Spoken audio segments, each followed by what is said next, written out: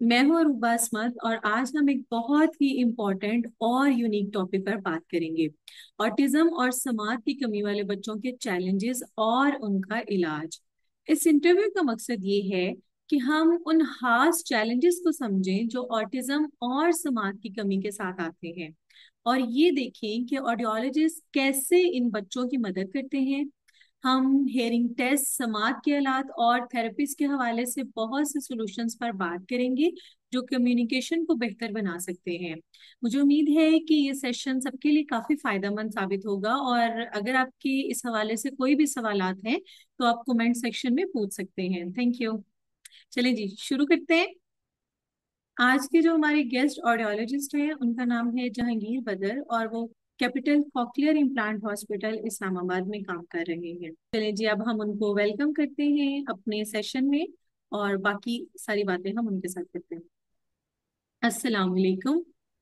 वालेकुम सलाम। क्या हाल है आपका? मैं अल्हम्दुलिल्लाह ठीक। आप, उम्मीद है आप भी खैर खैरियत से होंगी। हाँ जी, आप अपने बारे में थोड़ा सा इंट्रोडक्शन दें हमारे व्यूअर्स को, ताकि फिर हम अपना सेशन जो है वो स्टार्ट कर सकें। मेरा नाम मोहम्मद जहांगीर बदर है। मैं CDA cochlear implant centre Islamabad में और आइडियोलॉजी सेंटर इस्लामाबाद में बतौर कंसल्टेंट आइडियोलॉजिस्ट काम कर रहा हूँ। मुझे एज ए आइडियोलॉजिस्ट काम करते हुए 10 साल हो गए हैं। तो अल्हम्दुलिल्लाह मेरा कोकलियर इम्प्लांट और हेयरिंग इम्पेयर्ड बच्चों के साथ करने का एक्सपीरियंस 10 साल से ज्यादा है। हमारा टॉपिक है कि जब ऑटिस्टिक बच्चों की आप हेयरिंग असेसमेंट कर रहे होते हैं तो उसमें आपको किन चैलेंजेस का सामना करना पड़ता है।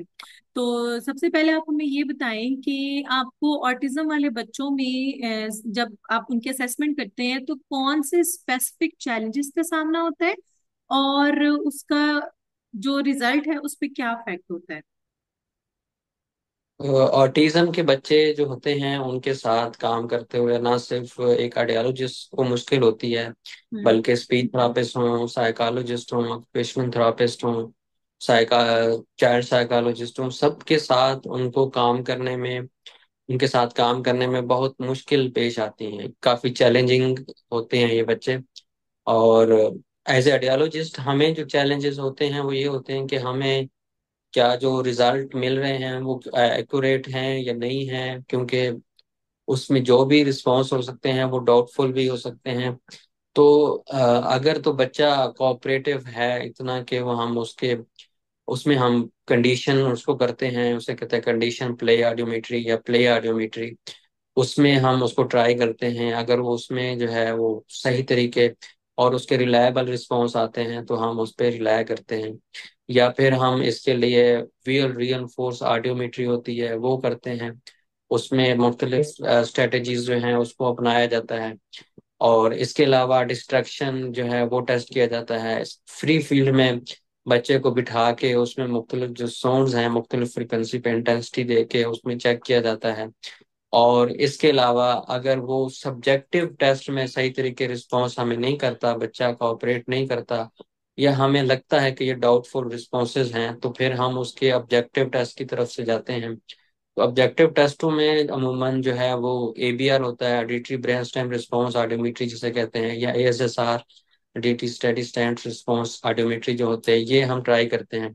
इसमें ये है कि बच्चे को हम पहले उसको उसको सीडेट करते हैं, उसमें फिर वो उसके रिस्पॉन्स जो है ना हमें मिल जाता है। लेकिन किसी भी फाइनल डिसीजन लेने से पहले हम मुख्तलिफ जो ऑडियोमेट्री टेस्ट हैं, ऑडियोलॉजी की जो बैटरी है टेस्ट की, उन सारों को देखते हैं। उसके मुताबिक फिर जो है ना उसके लिए जो एम्पलीफिकेशन है, मतलब हेयरिंग एड है या कोक्लियर इम्प्लांट है, या उसके लिए आगे क्या करना है उसको फिर बाद में सजेस्ट करते हैं। अमूमन होता ये है कि इस तरह के जो बच्चे होते हैं मोस्टली वो जो मेरा 10 साल के एक्सपीरियंस में मैंने देखा है, तकरीबन 70% बच्चे ऐसे होते हैं ऑटिज्म के साथ जो किसी दूसरी फैसिलिटी से टेस्ट करवा के हमारे पास आते हैं कि ये डेफ एंड म्यूट हैं, या ये प्रोफाउंड हेयरिंग लॉस है, या सवेयर है। तो इसको हेयरिंग एड भी लगे हुए हैं, तो ये बच्चा जो है अभी भी सही तरीके रिस्पॉन्स नहीं कर रहा या हेयरिंग एड लगा नहीं रहा। तो जब हम उसका दोबारा असेसमेंट करते हैं तो फिर हमें पता चलता है कि उनकी हेयरिंग नॉर्मल होती है। तो पाकिस्तान में इस तरह के बच्चों को सही तरीके डायग्नोज करना भी बहुत मुश्किल होता है। खासतौर पे ऐसे लोग जो प्रोफेशनल रेडियोलॉजिस्ट नहीं होते, या कोई जो आप समझ लें कि हेयरिंग एड लगाने वाले जो डीलर होते हैं, वो जो टेस्ट करते हैं, उनका मकसद मोस्टली यही होता है कि बच्चा आ गया है क्योंकि पेरेंट्स जो हैं वो मजबूर हैं या परेशान हैं, चाहे उसको हेयरिंग लॉस हो या ना हो, तो वो उसको हेयरिंग इम्पेयर्ड बना के ऑटिज्म के साथ तो उसको हेयरिंग एड जो है ना वो लगा देते हैं, जिससे पेरेंट्स को और मुश्किल बढ़ जाती है, क्योंकि वो जितनी उसको जरूरत है साउंड सुनने की उससे वो ज्यादा सुन रहा होता है, वो और परेशान हो जाता है। तो ये चैलेंजेस हैं कि मोस्टली जो पेशेंट आते हैं, चाहे वो ऑटिज्म के हों या कोई और बिहेवियरल इशू के साथ हों, तो वो 70% ऐसे होते हैं जो नॉर्मल होते हैं, और बाकी जो अदर फैसिलिटीज से जहाँ से वो टेस्ट करवा के होते हैं उनमें हमने उनको हेयरिंग इम्पेयर्ड निकाला होता है या हेयरिंग लॉस निकाला होता है। तो ये चैलेंजेस हैं। ठीक है। अच्छा, जो ऑटिज्म वाले बच्चे होते हैं उनके लिए कौन से ऐसे स्पेसिफिक हेयरिंग एड्स या इम्प्लांट के लिए जो डिवाइसेस हैं वो आप किस तरह के इस्तेमाल करते हैं, इसके बारे में भी थोड़ा सा गाइड कर दें। अमूमन जो इस तरह के बच्चे होते हैं साहब, जरा उनमें बिहेवियरल इशू भी होते हैं और भी प्रॉब्लम्स होती हैं। तो जो हेयरिंग एड सिलेक्शन होती है या कोक्लियर इम्प्लांट, अगर तो वो हेयरिंग एड उसके साथ उसका जो हेयरिंग लॉस है कवर होता है, तो ऐसे हेयरिंग एड चूज किए जाते हैं जो उसके मसले के मुताबिक हों और उसकी हैंडलिंग आसान हो, ना सिर्फ बच्चे के लिए बल्कि पेरेंट्स के लिए भी। और उसमें ज्यादा से ज्यादा जो डिजिटल हेयरिंग एड या ज्यादा से ज्यादा मल्टी चैनल्स हों और ज्यादा फ्रिक्वेंसी बैंड्स हों, और इसके अलावा उसमें कोई नॉइस रिडक्शन जो है वो हो, फीडबैक कैंसलेशन हो, ये सारी जो एडवांस आप समझ लें कि टेक्नोलॉजी हो, वो ज्यादा बेहतर होती है। अगर वो बेसिक हेयरिंग एड होते हैं तो उसमें ये है कि वो मतलब बाकी जो एनवायरमेंटल साउंड्स होती हैं वो भी, अगर उससे वो तंग होता है बच्चा, तो वो फिर हेयरिंग एड को दोबारा लगाता नहीं है। तो इसके लिए यही है कि बच्चे को हेयरिंग एड सेलेक्ट करते हुए सारे पैरामीटर्स देखे जाते हैं। एक तो वो हेयरिंग एड मजबूत हो, पायदार हो, उसमें फनी खराबी के चांसेस कम हो, वो मतलब ज्यादातर यही देखा जाता है कि वो वाटर रेजिस्टेंट हो, और अगर बच्चे कहीं फेंक देते हैं वो जल्दी से टूटे ना, मजबूत हो, और वालदैन के लिए उस और बच्चे के लिए हैंडलिंग आसान हो, ठीक है। और अच्छा। उसके मसले के मुताबिक हम्म, हो। ठीक है। अच्छा, पेरेंट्स और बाकी फैमिली मेंबर्स को अगर बच्चे में ऑटिज्म डायग्नोज होता है और उसके साथ उसको हेयरिंग इम्पेयरमेंट भी होती है, तो पेरेंट्स और बाकी फैमिली मेंबर्स को आप किस तरह से अपनी काउंसलिंग में शामिल कर सकते हैं, या आप उनकी काउंसलिंग किस तरह से करते हैं कि आप ऐसे बच्चे को घर में कैसे हैंडल कर सकते हैं डिवाइस के हवाले से। अमूमन जो पेरेंट्स होते हैं उनका या तो ज्यादातर का ख्याल यही होता है कि हमारा बच्चा अगर रिस्पॉन्स नहीं कर रहा, तो वो सुन भी नहीं रहा और बोल भी नहीं रहा, तो उसको सुनने और समझने का ही मसला है, बोलने का मसला है। हम्म। उसको कोई जहनी बीमारी या ऑटिज्म के बारे में आइडिया नहीं होता। हम्म। अगर तो वो बच्चा नॉर्मल है, हेयरिंग के हवाले से हेयरिंग उसकी नॉर्मल है, तो फिर जब हम उनको गाइड करते हैं कि आपको एक जो आपकी आप समझ लें कि एक हेयरिंग लॉस है, वो उससे आपका बच्चा जो है ना महफूज है, वो हेयरिंग लॉस नहीं है, तो इस डिसेबिलिटी के साथ आपको काम करने की जरूरत नहीं है, ये आपके लिए अच्छी खबर है। तो आप जो बाकी चीजें हैं, मतलब उसकी occupational therapy, speech therapy, psychologist के साथ साइकोलॉजिकल असेसमेंट, और जो बिहेवियरल थेरापीज हैं उस पे काम करें। हेयरिंग इसकी नॉर्मल है। लेकिन हम्म। जो बच्चे जिनको हेयरिंग लॉस साथ हो, तो उन पेरेंट्स को ये इस तरह गाइड हम करते हैं कि देखें, अगर बच्चा पहली चीज है सुनना, फिर समझना, फिर समझ के बोलना, सीखना, करना, आप कोई भी उसको चीज कह रहे हैं, कमांड दे रहे हैं, तो वो आपकी फॉलो तभी करेगा जब वो सुनेगा। अगर वो सुन नहीं रहा तो वो आपकी चीज बात को समझेगा नहीं, वो समझेगा नहीं, तो उसकी उस लिहाज से डेवलपमेंट नहीं होगी, ब्रेन में उसकी अंडरस्टैंडिंग नहीं होगी, वो परफॉर्म नहीं करेगा। तो इस तरह है कि पहले आप उसको इस पे काम साथ साथ साथ लेके चलें। हेयरिंग अगर लॉस है तो आपको ये जो स्पेसिफिक इसके मसले के मुताबिक हेयरिंग एड लगना है, या अगर कोक्लियर इम्प्लांट का वो कैंडिडेट है, तो कोक्लियर इम्प्लांट होगा तो ही वो जो बाकी जो डिसेबिलिटीज हैं उस पे कवर किया जा सकता है। और फिर उनको ये भी कहा जाता है कि ऐसा नहीं कि जैसे नॉर्मल एक बच्चा होता है तो जैसे ही हम उसको हेयरिंग एड लगाते हैं या कोक्लियर इम्प्लांट लगाते हैं तो ये फौरन उस पे रिस्पॉन्स कर सकता है या फौरन इस पे चीजें सीखने लग जाता है या साउंड पे रिस्पॉन्ड करेगा। नहीं, ऐसा नहीं है। इस पे एक लंबा आप समझ लें कि स्टेप बाय स्टेप हमने चलना है, आहिस्ता आहिस्ता चलना है, इस पे काम करने वाला है और बहुत ज्यादा एक मेहनत तलब काम है। फिर जाके हमें कुछ रिजल्ट आना शुरू होते हैं और ये काफी लंबा एक प्रोसेस है या सेशन है जिसको आपने फॉलो करना है। ठीक है।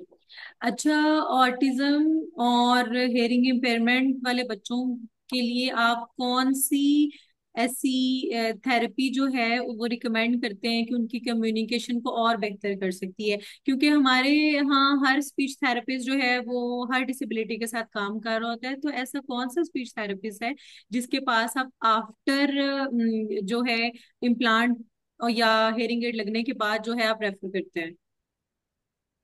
अमूमन इस तरह जैसे आपने कहा कि अमूमन यही होता है कि कुछ जैसे ऑडियोलॉजिस्ट हैं, कुछ हम्म। ऑडियोलॉजिस्ट ऐसे होते हैं जिनको पीड्स के साथ बच्चों के साथ काम करने में ज्यादा महारत हासिल होती है। कुछ होते हैं जो जिनको ओल्ड एज पेशेंट जो हैं उनके साथ ज्यादा अच्छे तरीके से वो उनको मैनेज कर सकते हैं या उनको देख सकते हैं।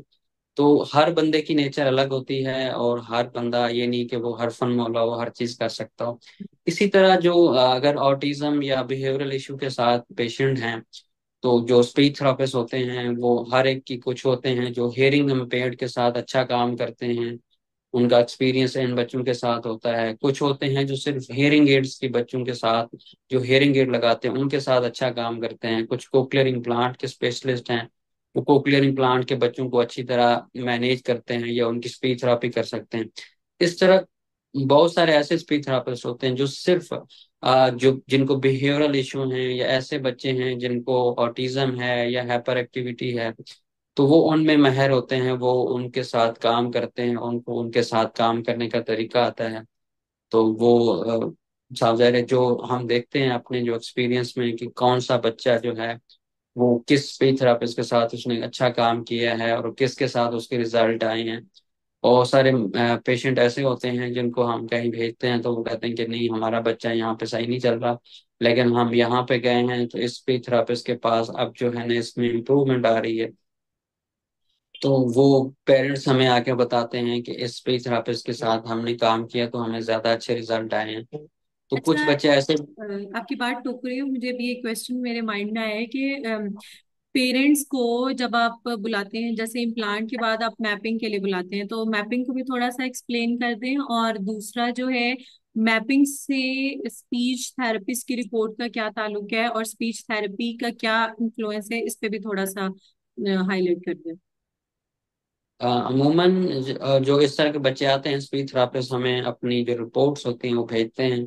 उनमें वो बताते हैं कि कौन सी साउंड जो है बच्चा पिक नहीं कर रहा या कौन सी मतलब वर्ड्स हैं जिन पे इस बच्चे को मतलब हम अगर काम करवाते हैं तो वो सही तरीके नहीं कर रहा।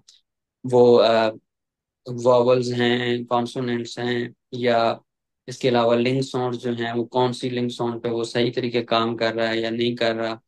वो अपनी जो रिपोर्ट होती है हमें भेजते हैं। तो फिर हम मैपिंग में वो जो मैपिंग अमूमन ये होती है कि हम जो इंटरनल इम्प्लांट है तो उसको चेक करते हैं कि वो ठीक काम कर रहा है या नहीं कर रहा। दूसरा जो एक्सटर्नल इम्प्लांट है क्या वो भी ठीक है, चल रहा है ठीक, अच्छी तरह काम कर रहा है कि नहीं। तीसरा हम जो स्पीच थेरापिस्ट हमें नोट्स भेजते हैं उसमें हम देखते हैं कि वो क्या मतलब हमसे एक्सपेक्ट कर रही हैं, कौन सी मतलब कि वो क्या चाह रही हैं कि मिड फ्रिक्वेंसी को बढ़ाना चाहिए, लो फ्रिक्वेंसी पे काम करना चाहिए या हाई फ्रिक्वेंसी पे काम करना चाहिए, तो वो कौन सी साउंड है। फिर उस हिसाब से हम जो मैप होते हैं, मैप में यही होता है कि उसमें जो चैनल्स होते हैं, जो पहले चैनल्स होते हैं वो लो फ्रिक्वेंसी को कवर करते हैं, इसी तरह मिड वाले जो है वो मिड फ्रिक्वेंसी को कवर करते हैं, और जो अल्लाह आखिरी चैनल्स होते हैं वो हाई फ्रिक्वेंसी को कवर करते हैं। तो फिर हम उसी हिसाब से उसके लेवल जो है ना उसी हिसाब से जैसे स्पीच थेरापिस्ट कह रहे होते हैं तो हम उसके हिसाब हिसाब से उनको बढ़ाते हैं। साथ में हम फिर एडिड ऑडियोमेट्री भी करते हैं या एडिड थ्रेशोल्ड भी करते हैं। उसमें हम देखते हैं कि कौन सी फ्रिक्वेंसी पे बच्चे के किस तरह के थ्रेशोल्ड आ रहे हैं, किस तरह के रिस्पॉन्स आ रहे हैं। तो वो सारी चीजें देख के फिर हम उसका एक नया मैप बनाते हैं। इस तरह फिर उस मैप से हम 3 और मैप करके 4 मैप होते हैं टोटल। तो वो 4 मैप जो हैं हम फिर उसकी मैपिंग में ऐड करते हैं, न्यू मैप होते हैं। तो वो उसी तरह जैसे उनको बताई गई होती है हिदायत कि किस तरह आपने बढ़ाना है, तो वो बढ़ाया जाता है। और फिर नेक्स्ट मैपिंग में फिर वो दोबारा हमारे पास आते हैं। तो हम उसमें दोबारा जो है उसी तरह एडेड लेवल चेक करते हैं कि क्या कुछ बेहतरी हुई है या नहीं हुई, या जो स्पीच थेरापिस्ट ने हमें चीजें बताई थी वो उसमें कुछ बेहतरी आई है या नहीं। तो ये हम्म। इस तरह किया जाता है। अच्छा, और जब मैपिंग जो है वो कितनी ज्यादा जरूरी है, और मैपिंग्स का प्रोसीजर क्या है, टाइम ड्यूरेशन जो है वो क्या है, वो भी थोड़ा सा बता दो। अमूमन मैपिंग ये होती है कि हम एक तो एक्सटर्नल डिवाइस जो है उसको चेक करते हैं और इंटरनल डिवाइस वो ठीक काम कर रही है या नहीं। अगर तो बच्चा जो है, हम देख रहे हैं कि स्पीच थेरापिस्ट जो है वो उससे सेटिस्फाई हैं, वो कह रहे हैं कि बच्चा सारी साउंड पिक कर रहा है, और हमें भी लगता है एडिट लेवल करके जो normal with in normal range है वो बच्चे ने अचीव कर ली है, तो फिर अमूमन 6 माह बाद हम कहते हैं कि आप 1 साल बाद आप आ जाएं मैपिंग के लिए। और अगर कोई इश्यू आता है तो फिर आप आ सकते हैं। लेकिन जो स्टैंडर्ड प्रोसीजर है उसमें ये होता है कि पहले हम जो इम्प्लांट बाहर वाली डिवाइस है वो सर्जरी के 40 दिन बाद लगाते हैं। तो उसके महीने बाद हम बुलाते हैं कि 1 महीने बाद आप आए दोबारा मैपिंग के लिए। और फिर उसके बाद 3 महीने बाद, फिर इस तरह 3 से फिर दोबारा भी 3 महीने बाद, फिर 6 महीने बाद, फिर 6 महीने बाद, उसके बाद फिर साल। तो ये साल में एक दफा चेक कराना जरूरी होता है कि कोई चीज अगर मिस हो रही है या कुछ इंटरनल डिवाइस ठीक काम कर रही है और प्रोसेसर वगैरह सारा कोई चीजें ठीक चल रही हैं, तो इस लिहाज से 1 साल बाद जो है ना वो हर जो कोक्लियर इम्प्लांट का पेशेंट है उसको दिखाना जरूरी है। ठीक है। अच्छा, ऑटिज्म वाले बच्चों में जो ऑटिज्म और हेयरिंग इम्पेयरमेंट जब इकट्ठी आ जाती है, तो उसमें जो सक्सेस रेट है वो क्या है, और उसमें कौन कौन से फैक्टर्स जो है वो इन्फ्लुएंस करते हैं। ऑटिज्म के बच्चों के साथ साफ ज़ाहिर है वो बहुत चैलेंजिंग होते हैं, उसमें बहुत ज़्यादा काम करना पड़ता है। तो उसमें बहुत ज़्यादा हमें उसके जो ज़्यादातर चीज़ें होती हैं उसके जो ऑब्जेक्टिव मेजरमेंट्स होती हैं उस पे जाते हैं। तो मैपिंग के दौरान हम उसके जो है ऑटो एआरटी होता है, मतलब कि खुद ब खुद मैप हमें जनरेट हो जाते हैं। ऑब्जेक्टिव जो हम नर्व के थ्रू मेजर करके हमें जो उसका ब्रेन स्टेम जो साउंड्स जहाँ तक वो आप समझ लें कि कंफर्टेबल हैं वो हमें मिल जाती हैं। तो एक तो ये तरीका होता है। दूसरा हम उसके लेवल चेक करते हैं, उसमें हम कहते हैं कि comfortable level, most comfortable level, और ये सारे लेवल चेक करते हैं, थ्रेशोल्ड भी चेक करते हैं उसमें। तो ये हम क्योंकि बच्चा इस तरह का जो है वो ज्यादा देर टेक के नहीं बैठता, तो हम बजाय इसके कि पूरा मैप जो है ना वो उसको बिठा के रखें, तो हम उसमें एवरेज मतलब पहले 6 चैनल से शुरू करते हैं, फिर 2 पे जाते हैं, फिर आगे आगे हाई चैनल जो है 9 या 10 पे जाते हैं।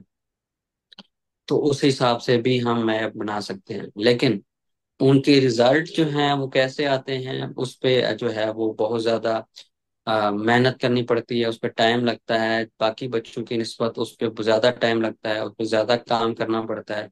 ना सिर्फ ऑडियोलॉजिस्ट को बल्कि स्पीच थेरापिस्ट को भी, और ऑक्यूपेशनल थेरापिस्ट जो हैं, जो उसके बाकी सारे थेरापिस्ट हैं, मतलब साइकोलॉजिस्ट हैं, सबको उसके साथ काम करना पड़ता है, फिर जाके उसके रिजल्ट आते हैं। अगर एक नॉर्मल बच्चा है उसके साथ काम करते हुए हमें 1.5 साल लगता है, तो ऐसे बच्चों के साथ 3 से 4 साल लग जाते हैं। इस तरह है। अच्छा, ऑलमोस्ट हमारे सारे क्वेश्चन जो है वो कवर हो गए हैं, और आप एट द एंड क्या कहना चाहेंगे हमारी ऑडियंस से। मैं वालदेन, ऐसे वालदेन जिनके बच्चे जो है ना जिनको इस तरह के इश्यूज हैं, तो उनको यही कहूंगा कि आप अपना दिल छोटा ना करें। इनका जो है वो सोल्यूशन होता है, साफ ज़ाहिर है। जो भी कोई चीज़ अगर डिसेबिलिटी है या कोई अगर कमी है, तो उसका हल सोल्यूशन जरूर मौजूद होता है। तो अगर ऐसे बच्चे हैं जिनको सिर्फ ऑटिज्म है और वो तो उनके लिए आप समझने कि एक उनको बाकी डिसेबिलिटी नहीं है, तो वो उनके लिए एक अच्छी बात है। तो उनको कम मेहनत करनी पड़ती है। लेकिन अगर किसी के बच्चे हेयरिंग इम्पेयर्ड हैं तो उनको साफ ज़रा ज्यादा मेहनत करनी पड़ती है। तो इस चीज का ये नहीं, दिल छोटा नहीं करना कि हमने जो हमारा बच्चे जो हैं वो बाकी बच्चों के साथ कंपैरिजन नहीं करना। हर बच्चे की नेचर अलग होती है। कुछ बच्चे होते हैं वो जल्दी चीजें पिक करते हैं। अमूमन क्लास में जो है वो जैसे 30 स्टूडेंट्स हैं, 30 हैं, 30 में से 30 जो है ना वो पहली पोजीशन में नहीं आते हैं, कुछ दूसरी आते हैं, कुछ तीसरी आते हैं, कोई पोजीशन भी नहीं लेते हैं।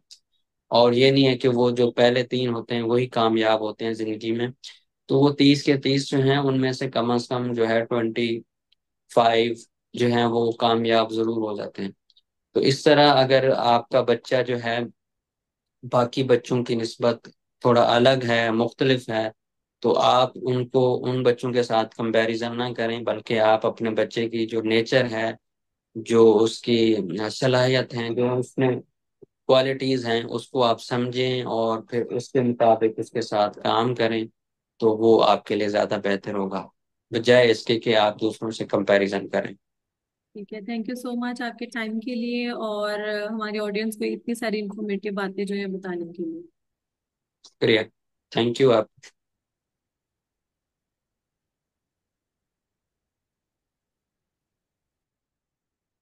आई होप आपने आज के सेशन से काफी सारी चीजें जो हैं सीखी होंगी। और अगर फिर भी आपके माइंड में कोई भी सवाल हो, आप हमें कमेंट सेक्शन में पूछ सकते हैं। अगली वीडियो में मिलते हैं किसी और प्रोफेशनल के साथ और किसी और नए टॉपिक के साथ। Thank you, see you in the next video. तो बस स्पीच एंड लैंग्वेज वॉइसेस को जरूर फॉलो करें, जहां मैं और भी एजुकेशनल कंटेंट और इंफॉर्मेशन शेयर करती रहती हूँ, ऑटिज्म के हवाले से और दूसरे स्पीच थेरेपी टॉपिक के हवाले से। अगर आपको आज का एपिसोड पसंद आया हो तो आपने इसको लाइक करना है, अपनी फ्रेंड्स एंड फैमिली के साथ भी शेयर करना है। हमारे गुफ्तगू का मकसद सिर्फ अवेयरनेस फैलाना है, ताकि हर बच्चा बेहतर तरीके से प्रोग्रेस कर सके। अल्लाह हाफिज।